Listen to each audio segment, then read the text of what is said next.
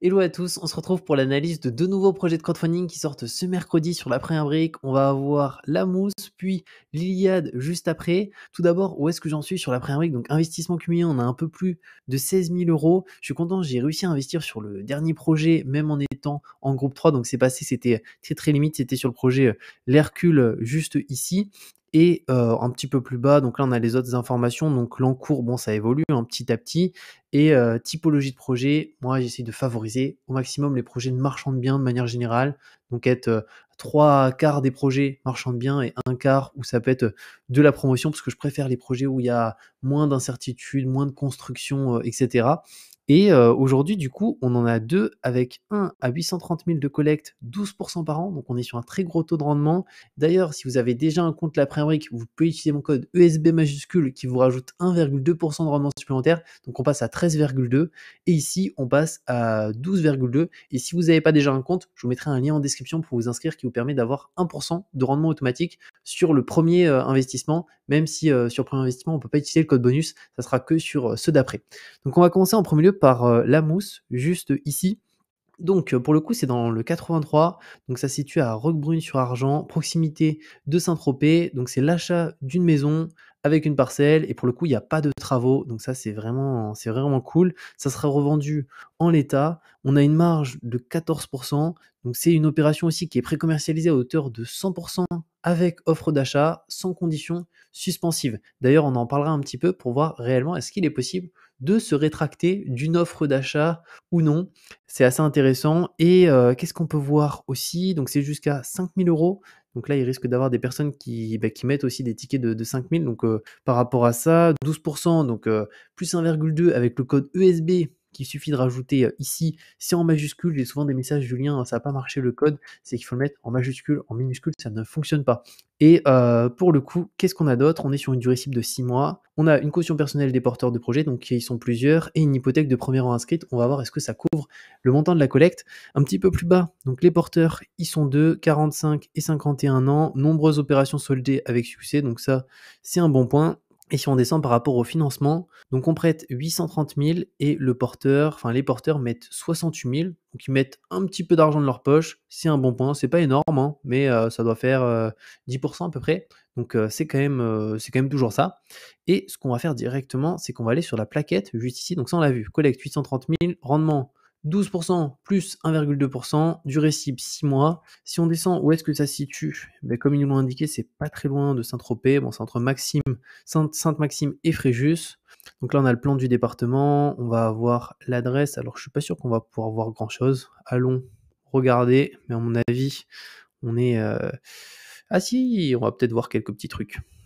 Et ben, c'est la maison qui est juste là.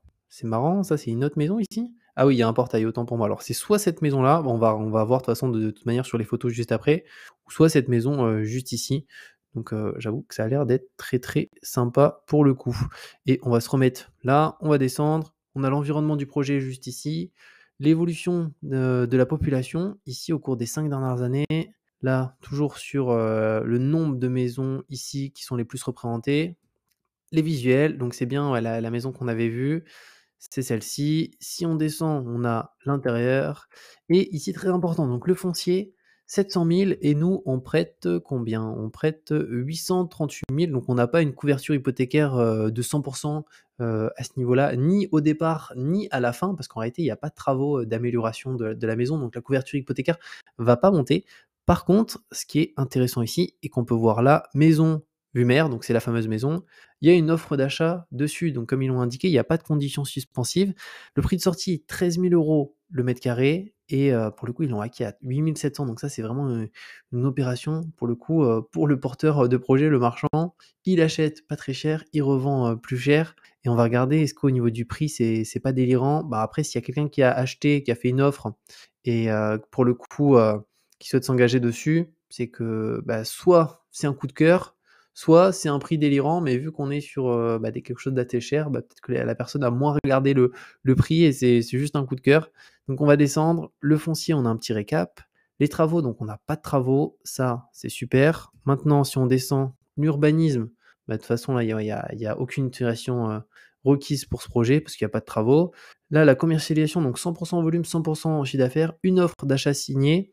Donc, pour le coup, une offre d'achat a été signée chez Hello portant le taux de commercialisation 100 unité de lot, 100 chiffre d'affaires. Excellent point, l'offre d'achat ne présente aucune condition suspensive. Maintenant, la question, c'est est-ce qu'on peut se rétracter d'une offre? Et pour le coup, non, on ne peut pas se rétracter d'une offre. Par contre, on peut se rétracter au niveau du compromis de vente lorsqu'il est signé entre, le vendeur et l'acheteur et il y a un délai de 10 jours. Bon, en général, on se rétracte pas à ce niveau-là, mais en tout cas, c'est quelque chose qui peut arriver d'avoir, quelqu'un qui a fait une offre, ça a été accepté, il est OK. Là, en plus, il y a pas de conditions suspensives d'obtention de prêt, donc ça, c'est vraiment par contre un super bon point, parce que c'est souvent ça qui fait sauter, le compromis, hein, c'est la condition suspensive. Mais il y a toujours après, au niveau de la signature du compromis, un délai de 10 jours où la personne peut se rétracter, si elle le souhaite et c'est exclusivement pour l'acheteur. Le vendeur, il y a aucun délai, il vend donc lui, il a aucune raison de se rétracter et de toute façon, il ne peut pas. Donc voilà par rapport à ça. Qu'est-ce qu'on a un petit peu plus bas? Donc là, on a le prix de sortie du projet. Donc on voit qu'on est très, très cher en prix de sortie, 13 125 €. Donc c'est pour ça, que je me dis que ça a peut-être été un coup de cœur pour la personne avec la vue mer et cetera, parce qu'on est hors, prix du marché concrètement et là, on a aussi quelques informations. On peut voir que 7 personnes sur 10 ils sont propriétaires de leur logement. Statistique permet de déterminer quel type d'acquéreur cibler et l'évolution du marché immobilier, donc 28 entre 2017 et 2022. OK. Si on descend, là, on va avoir l'étude du marché.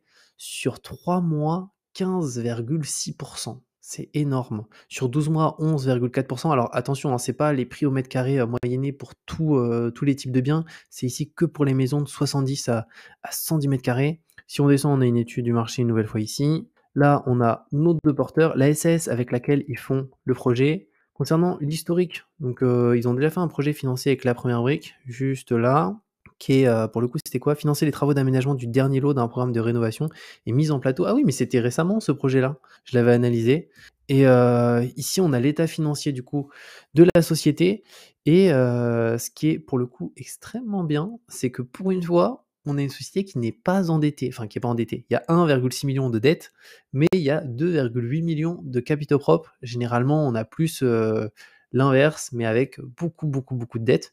Donc ça, c'est un bon point par rapport, à cette société. Donc c'est l'état financier de la holding. Donc ça, c'est directement la holding groupe Olivier Morel Finance et les garanties, donc caution personnelle des porteurs de projets. Moi, ça, je regarde pas trop. Ça va être plus, hypothèque de premier rang ici qui va être, intéressante. Donc on va voir 84 du montant, financé, au moment de la collecte. Ça restera à 84.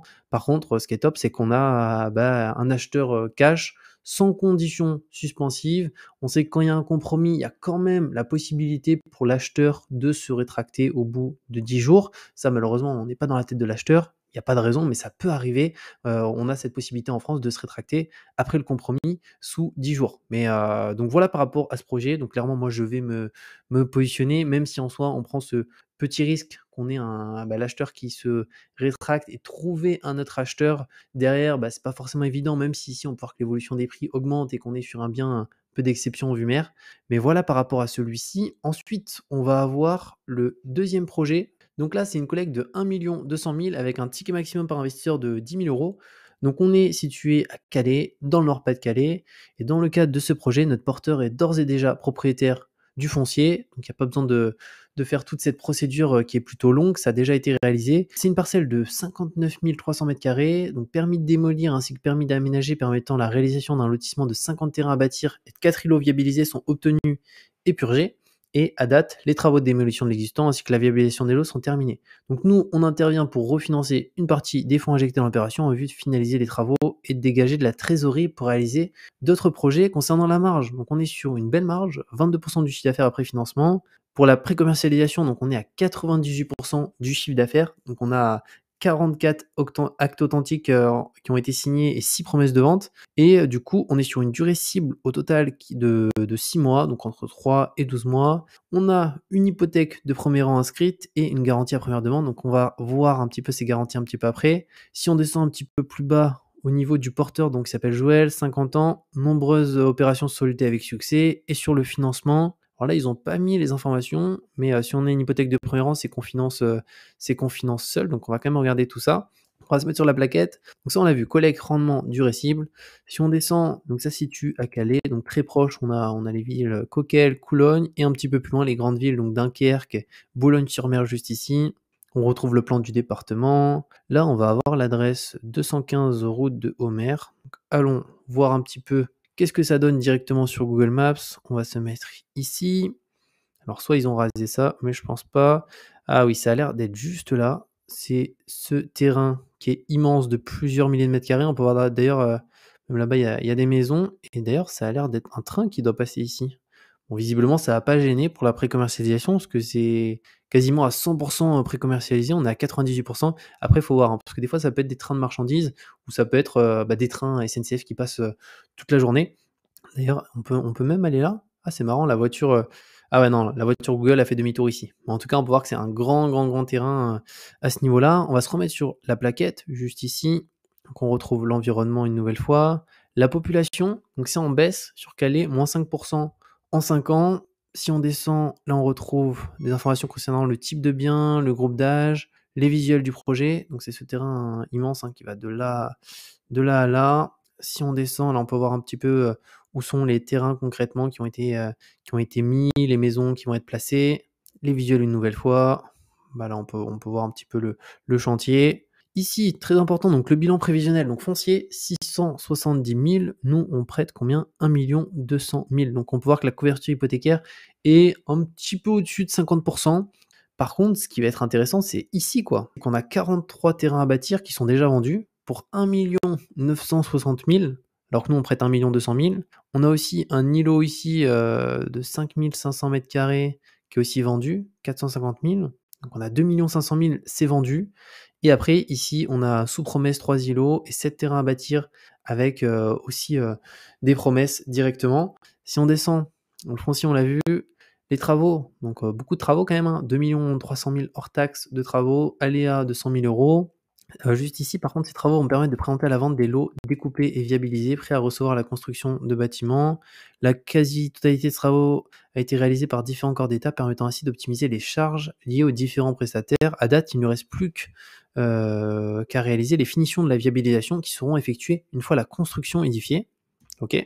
L'urbanisme, alors là, il y a pas mal d'autorisations, mais je pense que tout a été demandé. Donc, plusieurs autorisations d'urbanisme ont été nécessaires. Donc, ils ont déposé dans un premier temps un permis de démolir en 2019. On peut voir que c'est des projets qui se font sur un laps de temps assez long, parce que là, vu la taille du terrain, tout ce qu'il faut faire, la viabilisation, les terrains, les raccordements, etc. Donc, c'est assez long. Ça a été obtenu en 2020, juste ici, purgé aussi un petit peu après en 2020. Et second temps, permis d'aménager, donc 9 avril 2021, le dépôt est obtenu en juin 2021 et purgé 6 septembre 2021. D'ailleurs, si on descend un petit peu plus bas, là, on a la commercialisation. Donc chiffre d'affaires 4 312 000. Donc à date, on a 54 lots à vendre. Il y a 44 actes authentiques de vente et on a 6 promesses de vente. Donc sur les 54 lots, concrètement, il y a 4 lots qui sont pas pré-commercialisés, dont une portant sur 3 îlots, d'accord, ont été signés, portant ainsi le taux de commercialisation à 86% en unité de lot, ce qui représente 98% du chiffre d'affaires. À date, il reste seulement 2 terrains. Ah oui, en fait, il reste que 2 terrains parce qu'il y a 3 îlots qui font partie qui sont intégrés à une promesse de vente. Donc en tout cas, ils ont bien pré-commercialisé. Ici, on va voir le prix de sortie. Donc on est à 133. Donc ils sont dans les prix moyens du marché. Donc 6 personnes sur 10 ils sont locataires de leur logement. Ok. Et l'évolution du marché immobilier, donc 19% entre 2016 et 2021. Je vais aller regarder sur Meilleur Taux un peu l'évolution à Calais. Donc pour l'évolution des prix, là on est sur la partie maison, appartement. Bien entendu, ici c'est un terrain, donc c'est pas la même chose, mais c'est déjà voir un petit peu à Calais l'évolution un petit peu du marché. Qu'est-ce que ça donne? Est-ce que ça baisse beaucoup ou pas? Et donc, on peut voir sur un mois, ça baisse un petit peu, 3 mois aussi, moins 2,8, sur un an, moins 2,9. Après, c'est pas choquant, comme beaucoup de villes de France avec l'augmentation des taux. Et sur 2 ans, 5,8, et après sur 5 ans, sur 10 ans. Et si on se met sur les maisons, ça baisse un petit peu moins. Sur 3 mois, moins 0,8, alors que là, on est à moins 2, moins 2,8. Donc on va se remettre sur notre plaquette juste ici. Si on descend, on a une nouvelle fois l'étude du marché. Le porteur ici, Joël, donc la société c'est Scott Imo. Par rapport à sa société, donc là on est sur une société qui est très très endettée. Donc capitaux propres 21 000 et on peut voir dette 813 000, tandis qu'en 2021 ça allait, hein. En 2021 c'était plutôt pas mal, 324 000 de capitaux propres, dette 418 000, donc pour une société de marchand, c'est pas beaucoup endetté, du tout. Mais là, dès qu'on dépasse capitaux propres, dette fois 3, c'est-à-dire que s'il y a 20 000 de capitaux propres et on va dire 100 000 € de dette, on est sur du x5, donc on est sur une société qui est beaucoup endettée. Là, 816 000, on est vraiment très, très, on a un taux d'endettement qui est très élevé. C'est pour ça que c'est important, là, dans tous les cas, qu'il y ait une hypothèque de premier rang sur un projet comme ça. Et au-delà de ça, là, de voir qu'il y a une belle pré-commercialisation. Si on se met ici, l'historique, alors qu'est-ce qu'il a fait? Réalisation de 41 maisons individuelles avec 24 lots libres de constructeurs, donc il s'est vraiment spécialisé là-dessus, hein. Acheter des terrains, les diviser, les raccorder et les vendre. Aménagement de 26 lots viabilisés libres de constructeurs, juste ici. Donc là, il a pris une marge de quasiment 400 000, la marge 400 000. Et s'il fait ça chaque année, bah, au final, ça lui fait, ça lui fait des belles années. Bon, après, il y a quand même, je pense, beaucoup, beaucoup de travail à gérer à ce niveau-là. Et si on descend, donc garantie à première demande, juste ici, par la société Scotimo, nous avons décidé de prendre une garantie à hauteur d'1 440 000, la société Scotland, société de promotion de notre porteur détenu à 100% par Scotimo. Mais Scotland, ouais, mais le truc, c'est on n'a pas les chiffres de cette fameuse société Scotland. Parce que ça a l'air d'être Scotimo avec laquelle il fait le projet. Et visiblement, ils ont pris une GAPD sur Scotland, mais on n'a pas les informations. Alors, à part si j'ai parlé trop vite, non, c'est pas en bas.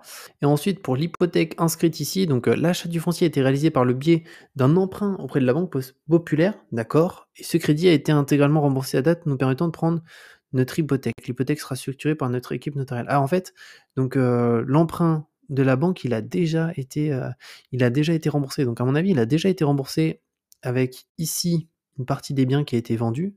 Donc celui-là ou celui-là, je pense un des deux très certainement. Enfin une partie en tout cas, l'emprunt bancaire, si c'est exactement la même somme que la collecte, c'est 1 200 000.